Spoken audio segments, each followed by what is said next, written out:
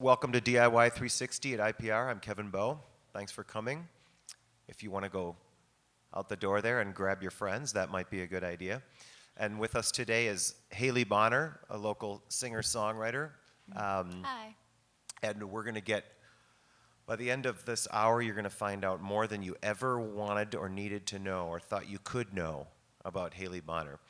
So we were just talking, and the first Haley Bonar song that I ever heard was Save a Horse, Ride a Cowboy. And were you like, I didn't know you say you're from South Dakota. I always thought of you as a Duluth person. Did you go to school there, or you started out in Rapid City, South Dakota? Yep, that's where I was raised, and I left there at the age of 18 and moved to Duluth. Like a minute after you turned 18? No, it was the summer after working at Denny's. Then I moved to Duluth.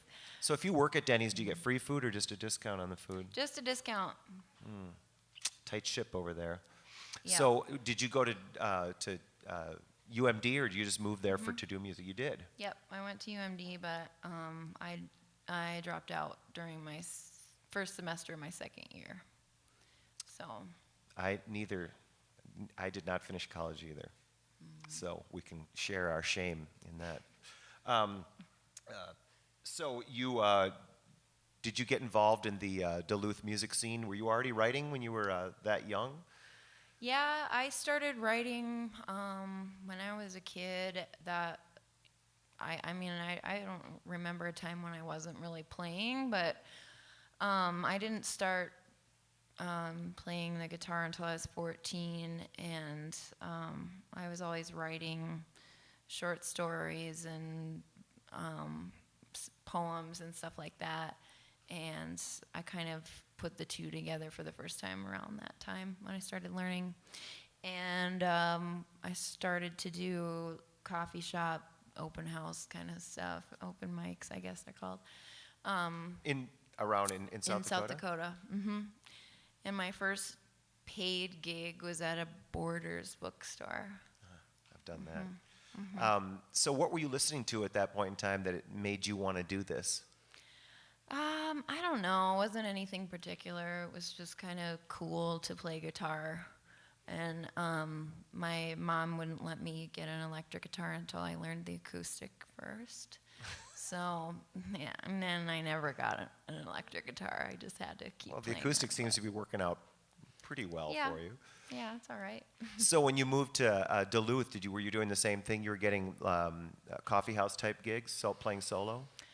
A little bit of that. I was working at Amazing Grace, and they would let me play there kind of whenever. And I started playing weekly at Sir Benedict's on the lake, and it's right down the street from the brew house.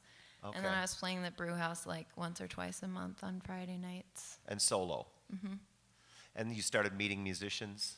Yeah.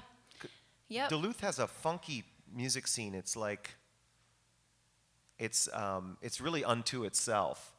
To me, my impression of Duluth was like with Low and certain other things that have come out of there, it's like they're very finicky about their music there, and they seem like they prefer homegrown or prefer people who live there. Well, like the festival they do every year, where it's like they don't just, the minute it gets big, now we're just going to have out-of-town bands. You know what I mean? So did musicians start showing up to see your gigs and then say, hey, I want to play with you? Yeah, I was going to a lot of shows too. I would go see Charlie Parr pretty much every week, and we became friends and started doing shows and stuff together.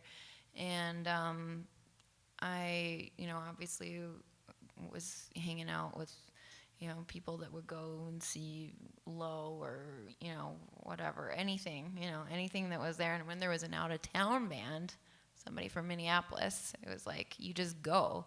Everyone just goes. And so it just, they are very much all about their music there. They don't get sick of seeing the same person every week at all. It's totally different than it is here in that way. Yeah, that is different from here. But that's cool. So you were in the right place at the right time to kind of like grow something. Yeah, I guess. It was an accident. I don't know how it happened. I can't, like, sometimes I'm Right. like, what am I doing? I'm 30, and that was 12 years ago, and It's it that just long seems, ago. yeah, it's really bizarre to think that I'm still doing this. But I mean, if success in the music business these days, to me, is not having a day job. And so, when's the last time? Was Denny's the last day job, or God, I Amazing wish. Grace? No, the last, I don't know. I was working in coffee shops and nannying until just a few years ago, a couple years ago. But not now. No, now I'm full-time music and mom, so. So, how did you start recording? What was the first? Did you have like a series of? It doesn't sound like you had like a discovery moment or a lucky break in Duluth. You just kind of got integrated into the local music scene up there. Yeah. And so, did you record for the first time up there at Sacred Heart, I would guess, or something like that? Well, no, actually, the first record that I did was in high school. It was my friend, a friend of my parents was starting a studio at his place at a farm out in the hills, and he had a bunch of llamas out there, and he was like, if you want to record, I'll record you for free, because I'm just, learning how to do this. And I thought, okay, so I would just drive out there, 2 or 3 times a week for a few weeks, and Just you and him and the record. llamas? Yeah, yep, and it was great, and I learned a lot about record. I never recorded anything really, so that was really fun, and my parents gave me. They had my CD manufactured. They got like 1,000 copies of it made for my graduation present. Cool parents. Yeah, and So then, they're not bummed out about you being in music. They're into it. No, and it's interesting because I have 3 sisters. I'm the oldest, and they have all attended college, and I sometimes say to them, like, sometimes I wish that Dad wouldn't have like encouraged me to drop out. Like, look at me now. I'm so broke, and I'm so stressed out. I don't know if I want to do this. But ultimately, it's like I'm so glad that it wasn't the other way around. Because my parents are not artists, but they just saw that in me, and they're like, I really think that you can do this, and you just have It's to work funny when you really get to the hard level at it. that you're at, do you run into people who maybe assume that you make more money than you do? Because a lot of people, when they're first Yeah. starting out, they think, well, if I could just get on the level that Haley Bonar is, and then, that would be great. Not thinking that you're rich, but I don't think people realize in the way the music business is today, how much you got to hustle and struggle to just like get to that place where you aren't working a day job. Yeah. I think that, now I'm not where I was. I'm content now. I'm not like struggling like I have for a long time. But it is really weird when people make those assumptions about Yeah. you, and they're like, oh, so do you have this and this? And I'm like, no, I tour in a shitty little minivan, and my band resents me because they're all big guys and they're squishing, and I'm like, oh, sorry guys, we gotta stay at my friend's house. But they definitely like tolerated a lot, because I was like, here it's I'm known somewhat, but Right. outside of Minnesota for a long time, it wasn't like that at all. So we'd leave, and it'd be like just depressing to go on tour. So How far out? Usually you seem like you've done it a smart way by building concentric circles of following. Like you're happening in Duluth, you're happening in Minneapolis, and can probably hit a bunch of other places in Minnesota and do well. How far out have you gotten? Can you like Milwaukee, Madison, Chicago? yeah, Madison's awesome. Chicago's good. Where do you play in Chicago? I did Shubas for a really long time, and then now I've been playing at the Hideout a lot because I really like that place. The what? The Hideout. Oh, I It's don't like know a that. house. You ever It's a play house Space bar. in Evanston? Yeah, Yeah, I've played there a Great few food. times. Mm-hmm. I love that place. That's how I judge the venue. It's like, well, the monitors are crap, but the food, the green room there Yeah. is nicer than most actual clubs. Sometimes that's what it comes down Yeah. to. So back to Duluth. What was your first experience recording in Duluth then? I started recording at Sacred Heart, which is the church studio up there. And Alan Sparhawk is one of the owners of that. I had gone in there kind of on my own time just because I met Eric Swanson, who was the engineer there. Yeah, I love that And, dude. Yeah, he's great. And he was like, yeah, if you ever want to come up and record, you know, I'm going to give you a deal and, you know, whatever. It's just you and you're a drummer, so whatever. And it was really cheap. I think I made my first record for like, I don't know, like $600 or something. Because it was like And it's I a just great played sounding everything. room. It's got like a hour-long echo from, Yeah, you know, it's it's a big church. If amazing. any of you guys haven't been, any of you guys been to Sacred Heart Studio and you've been up there in Duluth, it's a beautiful room and the vibe is really good. And her imitation of Eric is actually spot on because he's just like this chill Yeah. kind of dude who's been everywhere and seen everything. His mouth is like over here. He's just, Yeah, fine. But the vibe in there is beautiful, and the sound is great, not only for recording but for performance. And so, were you? That was just you and a drummer and him. Mm-hmm. And so you put that out on your own.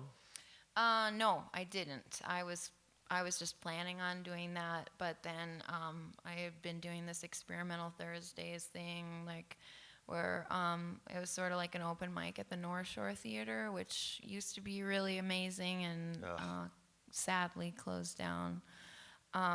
It's been so many things. It's been so awesome many rock awful club, things strip too. club. Now it's like all about gambling, right? Isn't it Yeah, I gambling don't even know what it is, but it's a ghost of what it used to be, which was like the best venue.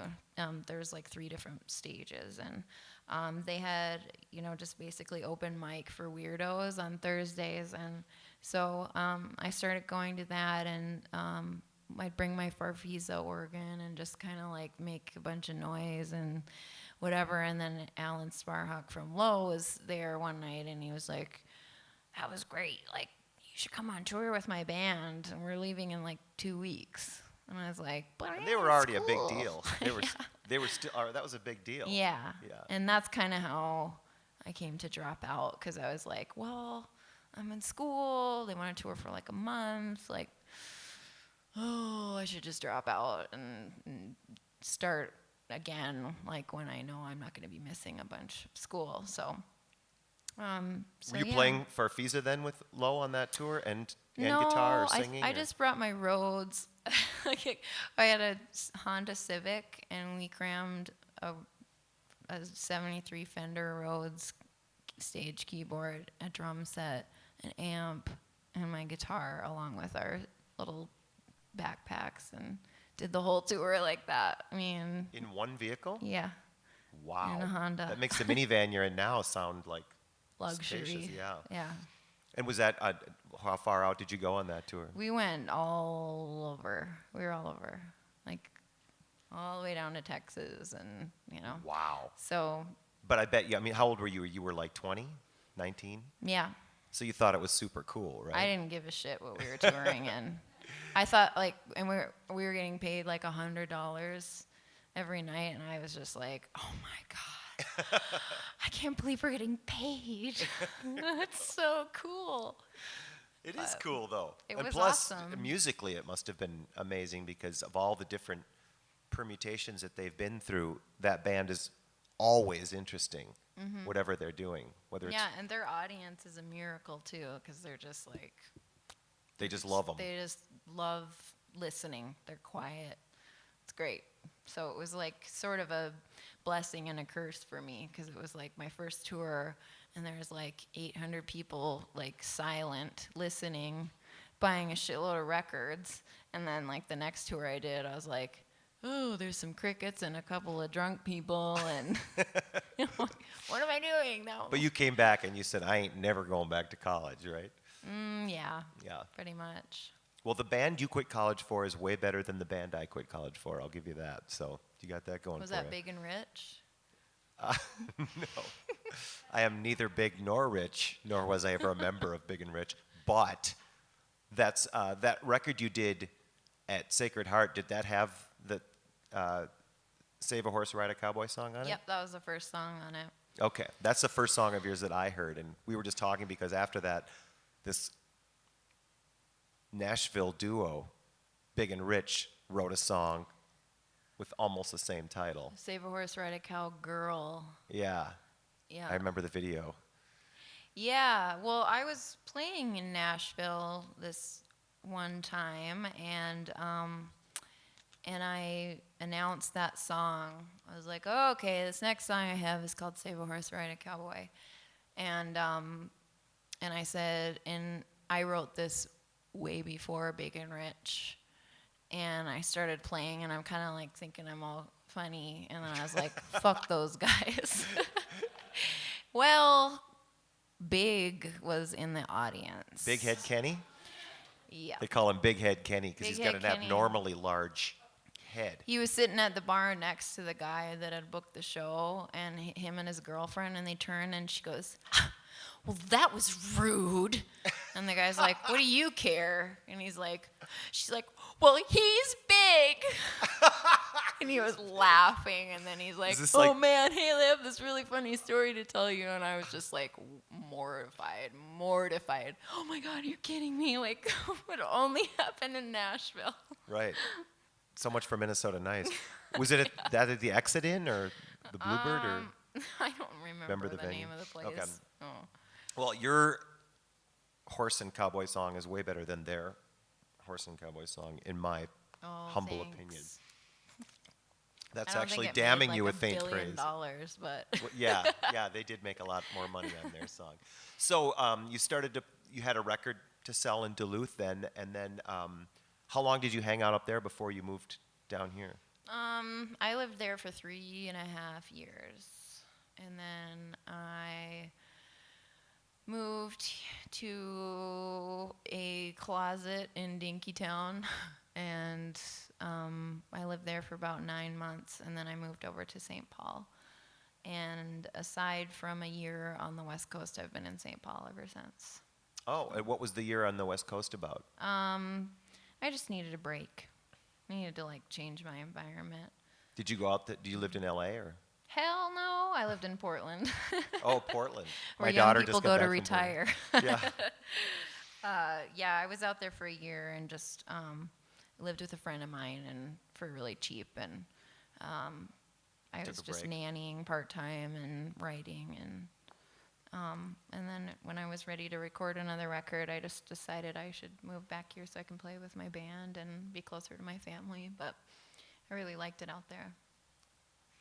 I toured through Portland. I remember it being damp and mossy and tons of heroin. Just heroin everywhere. So if you like heroin, kids, you might want to consider Portland. If you don't, The not so much. 90s. Yeah.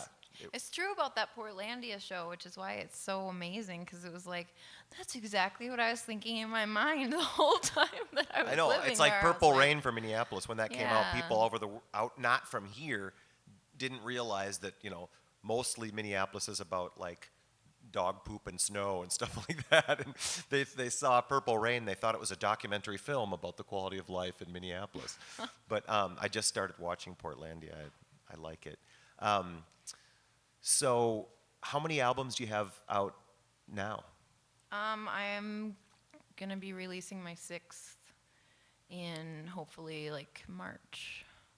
And how would you say the recording experience has changed for you since, your first one in with the Llamas, and then your second one with Eric in Duluth?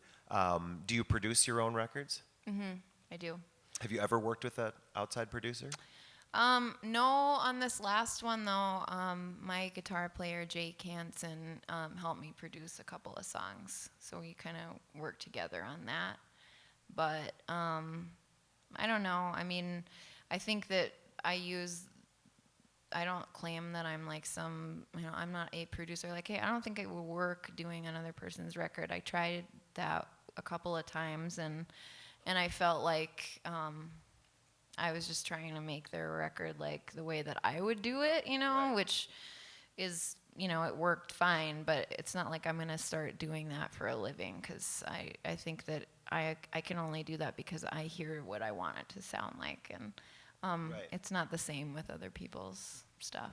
So I think it's hard for me because I produce records and write for a living, and it's hard for me working with an artist who doesn't have that band in their head, you know what I mean, and know how they want it to sound, because then you're like just guessing right.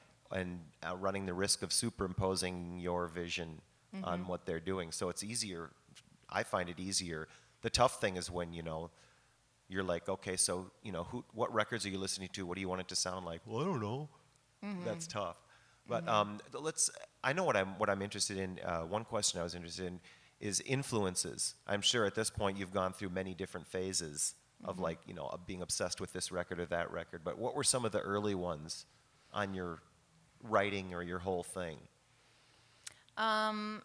Well, at the time when I recorded my first record, Yeah.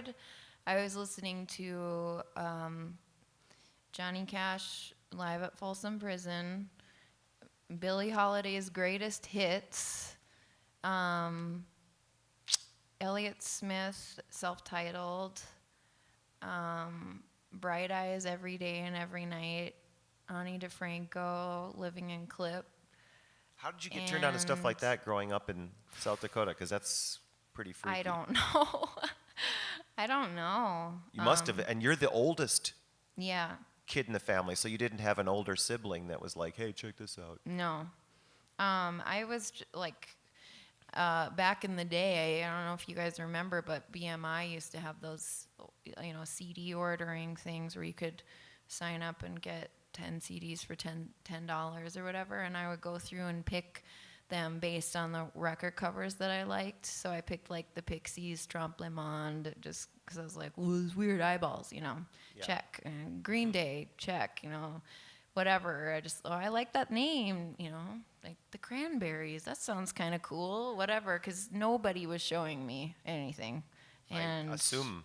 so that's kind of how I got into it. And then when I met people that were like, oh, you like this, you like the Pixies, you should check out this band, da da da da. Like it just kind of evolved. Or I'd go to the used record stores and just buy whatever. How about now? Are there any local artists that you are particularly fond of, or national that you're listening to lately? Oh, I just played, my other band played a show with Greg Grease on Saturday. He's great, and I just bought his record, and it's awesome. Who's that? Greg Grease, Greg Grease? the hip-hop artist. Oh, okay. Yeah, he's awesome. Your other band being Grandma's Boyfriend? Yeah, yeah. And how is that different from Haley Bonar and the Haley Bonar experience? I don't know. It's a little more feral. It's like I really love rock music, and I like a lot of, you know, the punk kind of thing, not necessarily, you know, a lot of newer punk bands, but I just love that. I grew up going to those kind of shows. It was the only music that came through where I lived, and I've always wanted to play in a band where I could just like be my weird self. By punk, you mean like Replacements, Husker Du, or later stuff, or? I mean, you know, probably a little harder than that, but I don't know. We were listening to a bunch of weird, kind of like some guy asked the other day. He's like, "What is your band influenced by?" And I was like, "Well, like Suburban Lawns and." There's a name I haven't heard. Yeah, like Sue Tissue? yeah, Isn't she the Sue singer? Tissue. Yeah. Beach Cheney from the suburbs used to date her. Whoa, Serious. cool. I know, it is cool. She's kind of amazing. Yeah. But it's like that, and like Blondie and whatever. I mean, I love Blondie. I'm not claiming to be anything really, but I just, you know, that's just another part of something I like to do. I like to write that kind of music and sing, and I don't think you should just stick with one brand of anything. Except your cigarettes. I'm just kidding. Let's hear a song. Let's hear whatever song is your favorite song to play lately. Oh, my favorite song to play.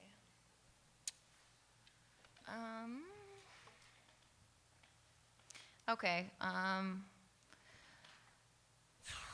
Let's see. This one is going to be on my new record, and it's called No Sensitive Man.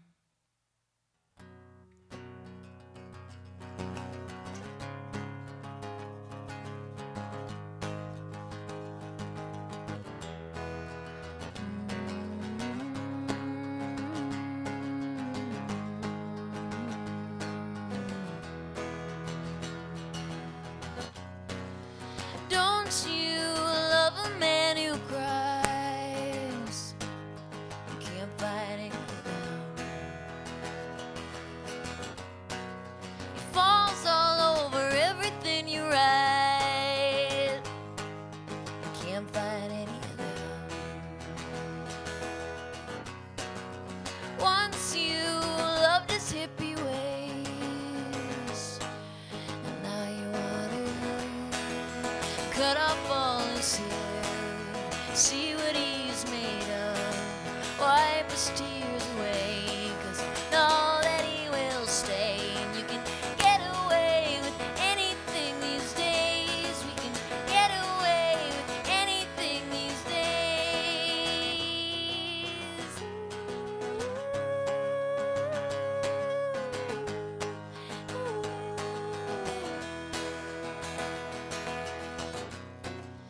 I don't want no sensitive man. I don't want to talk. Shut your eyes and play me something good. I don't want to talk at all. Just let the record spin and I'll punch you in the back, 'cause you won't put up a fight. I have all strength you lack, and I can get away with anything these days. We can get away with anything these days. We can get away with anything these days.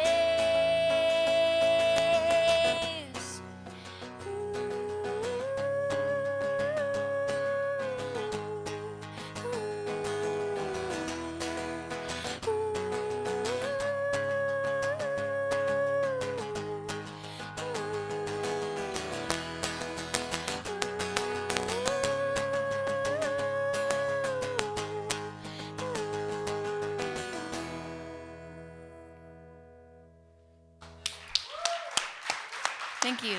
Oh, look, there are more people in here now. It's funny the way you're strumming and you're kind of the way you move the chords around. I'm a huge Liz Phair fan, and I think she's a really underrated guitar player because people pay attention to like the media and stuff. Seems like they often pay attention to the wrong things about artists, like Oh, like the fact that they're a woman? yeah, that for number one, and her lyrics. Not that they shouldn't pay attention to lyrics, but just like that it's so risque and all that stuff. And it's like I'm more interested in like, yeah, but look how she goes major there on a minor thing, and just I don't know. I think she's the way you push the chords around kind of reminds me of that. Do you have any favorite singers that are out there right now that you listen to and inspire you? Because when you're rocking it, sometimes it reminds me of Nico Case. I love the wide open part of her voice. I don't know. Debbie Harry is she's one of my favorite singers. So I wish I could sing like her. If I had to pick one person, like her or Sharon Jones. Oh, yeah. Yeah, well, maybe somewhere in between. Yeah. I have a lot of Blondie on my iPod, and I take a lot of crap for it. Why? I don't know. They just never got to be like cool to like them, but I loved them when they first came out, and I've loved them ever since. Oh. Every record, the comeback records. Who doesn't like Blondie? I mean, does anyone in here not like them? I think they've been forgotten about. Do any of you guys ever listen to Blondie? What? Okay, there's some. I just think I've always been again, Such I a think the good critics pay band. attention to the wrong things. You know, like if they're writing about the Replacements, they write about the drinking. It's like, who cares about that? Let's talk about the songs and the songs. You know, and the same thing with Blondie. You know what I mean? They write about this and that, but they never write about like, oh my God. Such good players. Yeah. All yeah. of them. Yeah. That drummer, Clem Burke, is one of my favorite drummers of all time. He's like Keith Moon of punk or something. He's so good. So what else was I going to ask you about? I had the idea for the most brilliant question of all time. Oh, yeah, your songwriting process. First, do you always write alone, or have you ever co-written? I've never co-written. I mean, I guess in my other band we kind of co-write, but mostly that's because, you know, we're just messing around and I come up with the lyrics kind of on the fly and go, you know. Kind of band co-writing like that. Yeah, but as far as my stuff goes, no. And when you are writing, do you often start with a lyrical idea, or do you write without a guitar in your hand ever? You must write you play keyboards. You must write with some on piano too. I write a lot of my stuff on the keyboard or the piano first, or vice versa. Like I'll write a guitar song and then decide to change it to the Wurlitzer or whatever. But I usually figure out the chord progression first, and then figure out a melody. And, you know, if I'm really lucky, more times than not, that figuring out the melody will also include some lyrics that I like, and then I can kind of like just write down what I can remember singing, and then fix it from there and work on it from there. But basically, it tends to happen chords first, and then the rest just kind of like Right. just comes out, and then I try to scramble and write it down before I forget it. When you are working on the lyrical part, do you often start with the title, or do you often start with like a narrative story or a versy thing? No, I don't know. Just jumbles together? It just kind of happens. I had a guy ask me once, so what do you write first, the lyrics or the words? Oh, no. Yeah. I said, both, usually. Do you find over the years writing has gotten easier or harder or the same? I don't know. I would actually say it's a little bit of both. It's gotten easier in the sense that I feel like I have my own style of writing. I'm not like I'm a lot more confident than I used to be in that. But it's harder because I'm my own hardest critic, and sometimes when I'm writing, I'm battling my evil professor self that is saying, that's shit. That's not very good. I totally get what you mean. You've already written that, you know. But I think that it's like to be a great writer or an artist of any kind, you have to have an angel on one shoulder and a devil on the other. Because if you just, someone who says like, nope, I'm great at everything I do, and that total confidence that certain people have that are responsible for most of the evil in the world, I don't think you could ever, you could ever do great, because you wouldn't be pushing yourself on. So I think you have to have that devil on your shoulder too, that's always saying, you suck, you suck, you suck, you suck. Otherwise you wouldn't be like pushing yourself, because I bet when you write, you go back and change things and rewrite. It's not just like a blah, blah, blah, blah, blah. Yeah. No, I definitely think you have to be critical of yourself in order to grow creatively or in anything you're doing. But I think that you don't have to say you suck. I think that you shouldn't do that, but unfortunately, Some that days. is kind of part of it sometimes, and I'm working on that a lot more, because it's just not, it doesn't help anything. And it can make it a little unpleasant. Yeah, that's why people are always depressed in creative fields. They're just like, oh, I'm so sad. And it's like, well, it's because you're so hard on yourself, because you're thinking you're not good enough, instead of just like, cool, yeah, I'm happy with that. I'm good, until you get to that place, you got to be critical, and then you Yeah. just let it go. But if the devil gets too big, then you can't do it. You can't write. But if the angel's too big, then you'll write poorly. So I always view it as like this. I've kind of gotten to know each of them well enough so that I'm like, okay, I know I suck, but let's just finish the song and see how it goes. You know what I mean? My favorite moment, though, about songwriting is not, some days I like the process, but the minute when you finish one and you've really worked hard on it, even if it was only, it comes quick and it's only half an hour, it's an intense half hour, whatever it is. But that minute where you just wrote one that's like good enough to be on your next record and that you really like it, all of a sudden I get this like feeling of relief, like, okay, I can be here. I can just be here. That's my favorite thing about writing, is not the writing, but the finishing. It's, I don't know, I'm a drug addict and recovering, and so I'm sure that a lot of that covers it. You know what I mean? I need to get that thing done, so I'm like, oh, okay, I'm okay now. But I've talked to a lot of writers who have that same kind of a thing, that they get a feeling of relief. Like sometimes the second after a really great gig is actually more pleasant than the gig itself, in a way. I mean, the gigs are great, but that minute where you're like, not because of the clapping, but just like, there, I did that. Yeah, I like that. I like that rhythm you get into on touring too, where it's like, boring day, show, and then fun. You know what I mean? Yeah. Are you? How much of the year do you tour now? I haven't been touring a lot for a few years. I did a bit of touring for the first half of my pregnancy with my daughter, and pretty much was playing shows right up until the week before she was born, and then took some time off. You did shows up until the week she was. I was saying, I work with the singer so Allison Scott. huge. We had shows booked in where I was like, how are you going to get close enough to the microphone to sing, because she's so large with child? Yeah, I played my guitar like here. B.B. King does it. Yeah. He does. I mean, it's like, I just had a gig at the Target Center. They called me at the last minute to open for Ted Nugent, Styx, and REO Speedwagon. Solo acoustic, I know. And I was like, this is too stupid. I'm doing it. And I never thought Ted Nugent would get fat, but he finally did. And so I was standing by the side of the stage, and his guitar it's one of those things where you notice his guitar's out here, and he's got this, I don't know, too much elk meat or something, but the guitar is out here, and I was just like, ha! Ted Nugent is fat, and I am still not.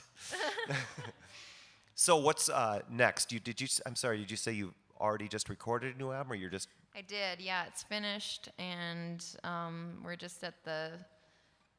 kind of talking to different labels and stuff, that fun scene of, I don't know when it's going to come out, but it's all done, and so I'm just waiting.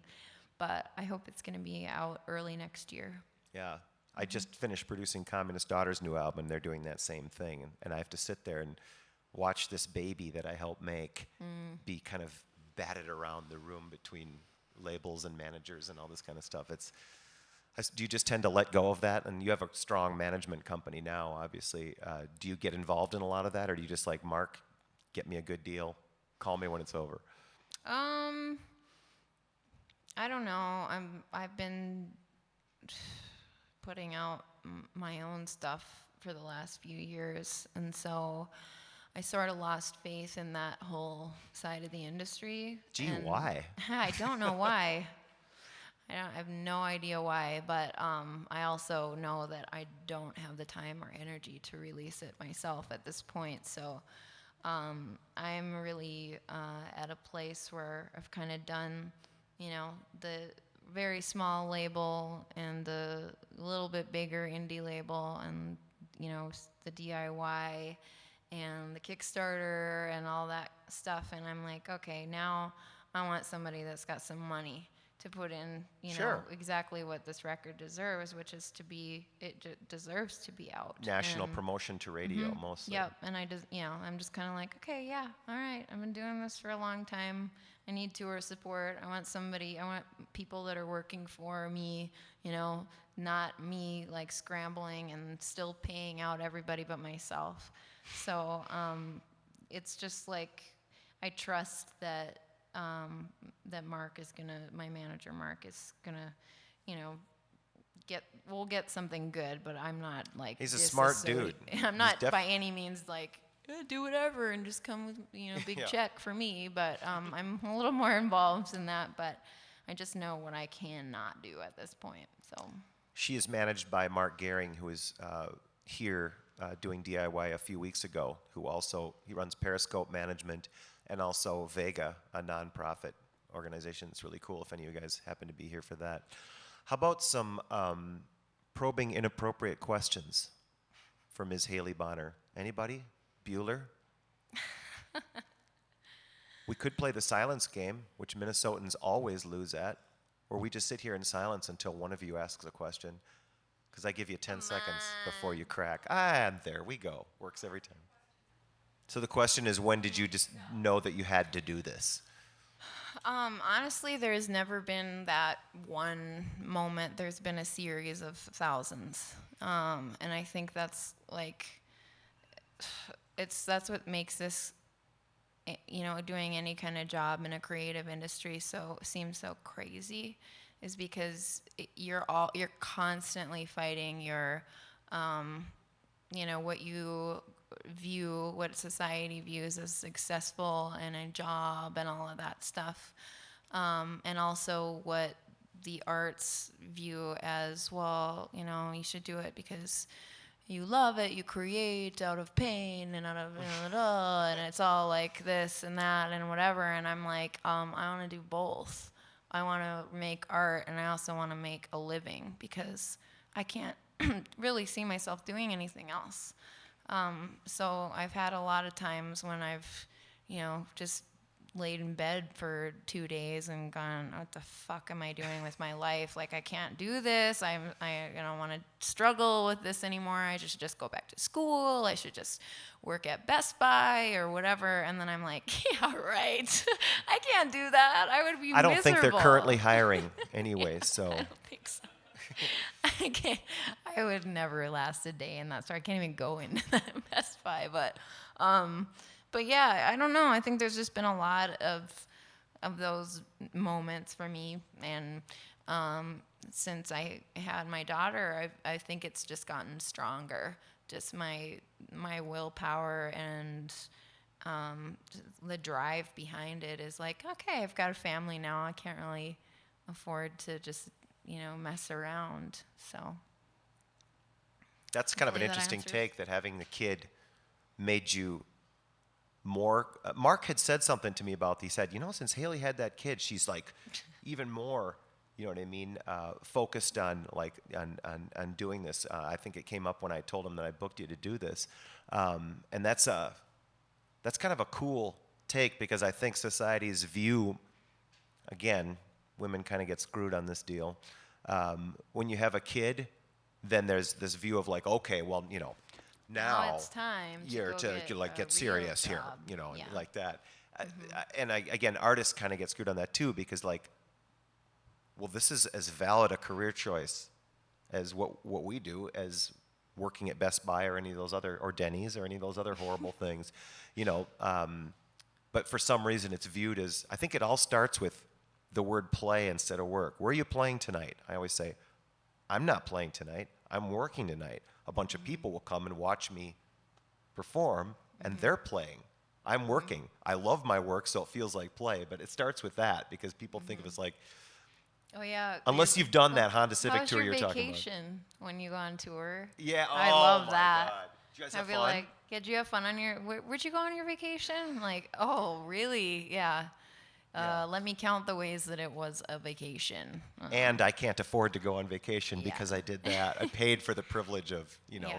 seeing yet another interstate. Yeah. Do you ever eat at Denny's now when you're on the road, or are you done Nope. with that? No. That's actually a good question. This is what me and my band struggle with, because there's a lot of vegetarians involved and stuff like that. Where do you eat when you're on the road? Oh man. Because I it is don't know. brutal out there. I'm old enough to remember where there was home cooked meal restaurants and stuff like that back in that went away by the end of the 80s. You know what I mean?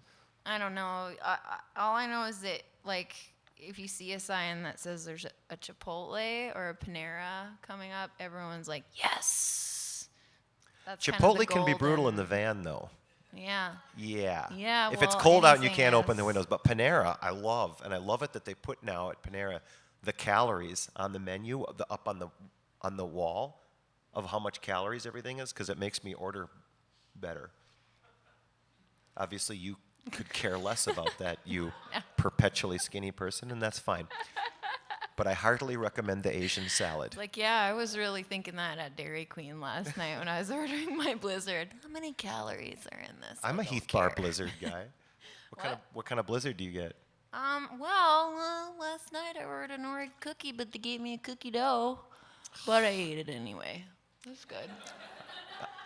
Heath Bar Blizzard. Heath is by far. that's my jam, but Yeah. I was kind of like, I need to branch out.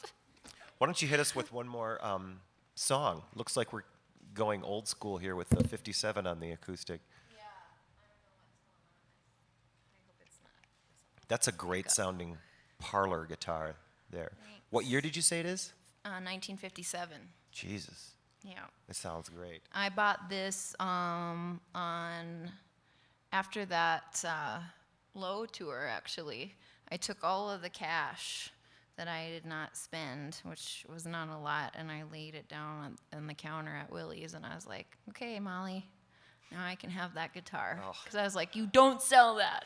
Because she's like, I think I found a guitar for you, because I was just borrowing my boyfriend's guitar for a really long time. Good thing it was Molly Yeah, and Molly instead was of like, some dork because she's.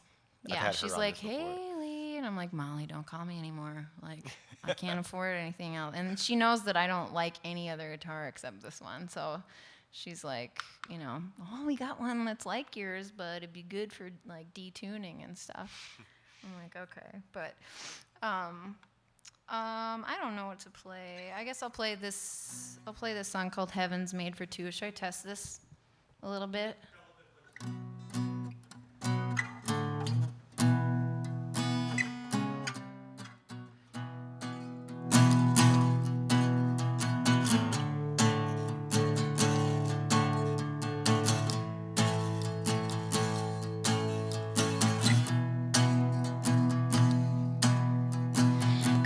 Sleeves and apple trees, I can feel it in between my toes. And I love you, baby, heaven knows how much it means to me to be alone. I call you on the phone, but I hate the phone. I can barely even answer it when I'm at home.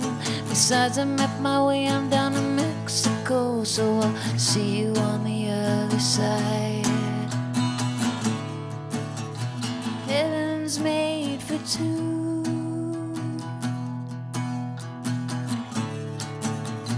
Heaven's made for two.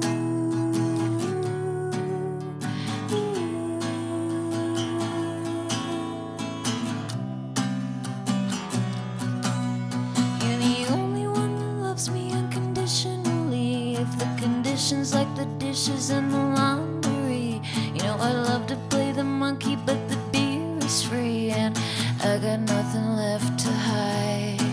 I'm sure that I'll be missing Christmas in the summertime. Send a letter with a picture holding baby of mine. I'll be drinking Coca-Cola, gladly wasting time, and naked on the Great Divide.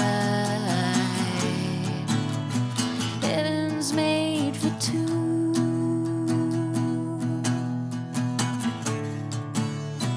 Heaven's made for two.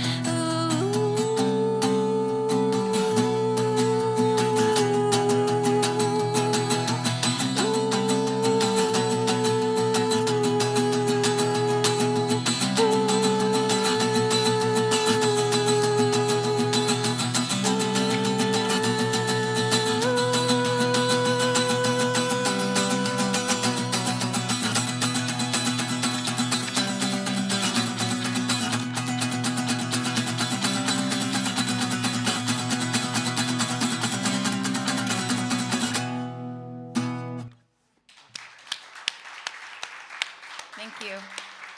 Nice rave up, dude. It's a rave up. That's the kind of song that makes you want to write songs. Okay, let's. Thanks. It is. It's a great title, too. How could you write a bad song with that title? It's too good of a title. Anybody have any other questions? We have like 2 minutes Somebody here. back there had one earlier. I think. There we go.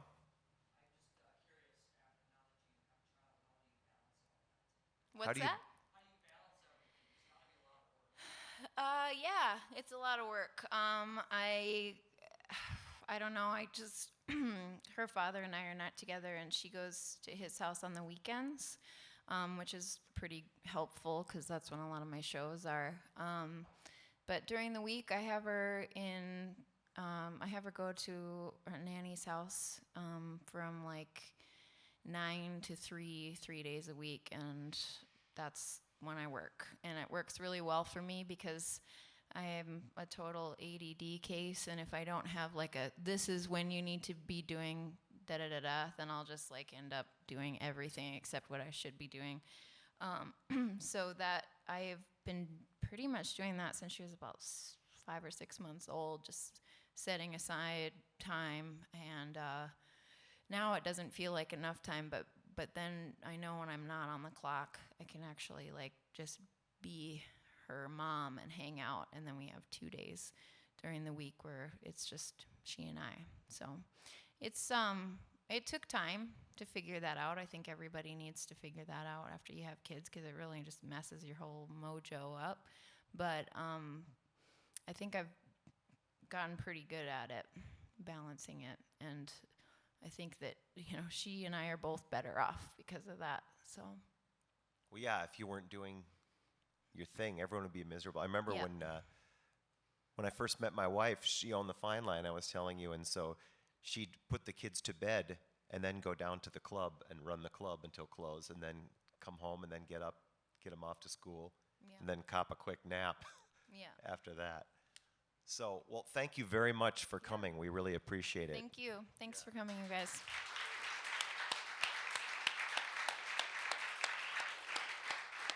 Oh, and she has a show in September at this great festival at the Summit Brewing Company. The Summit on September 5th. And where is that? Somewhere in St. Paul, where I don't know my way around. I don't know. Google it. Great lineup of bands, not just Haley Bonar, but a lot of other stuff. So, see you next time. Thanks.